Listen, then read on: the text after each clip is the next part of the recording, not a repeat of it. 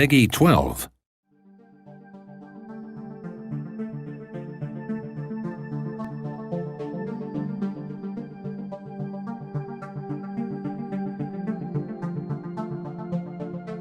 People have asked us to make a space game for many years now. We have usually made historical games. I would say that, science fiction is history in the future, so it kind of fits our profile pretty well. I think you can expect a lot. Basically, Stellaris can be whatever you want it to be.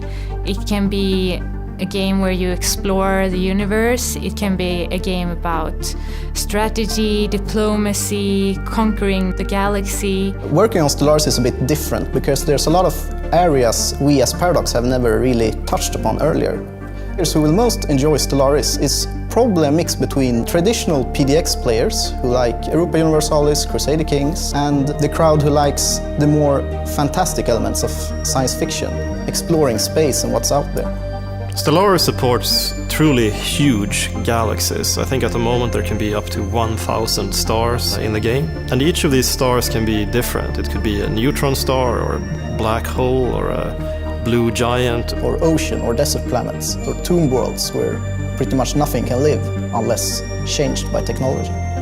Now the cool thing about this is that in certain types of solar systems you might find certain rare resources that are not available in other places. Stellaris is a game split into three very distinct phases, I would say. The first phase is all about exploration, and in the second phase you start to establish contacts with different weird aliens and races. The diplomacy becomes more and more important. So you can choose to be either pacifist and try to create alliances, or you can try to just dominate the galaxy and try to conquer as much as possible.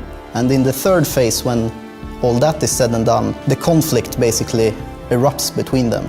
We went for a symmetrical start in the game, as that you should start small and then be eased into the complexities and depth of the mid and late game. I definitely think with the AI that the hardest issue is that our games are basically a big decision machine.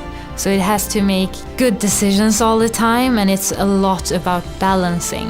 I think the future of gaming really lies in immersive procedural content, which might sound like an oxymoron, but I definitely think it's possible.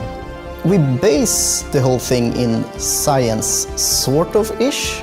Like I read a bunch of books by Hawking on astrophysics and astronomy, because it's always useful to have an anchor that's realistic. But I think most of us on the team have read enough science fiction and watched enough science fiction movies and read enough books that we kind of knew what is expected of a game like this.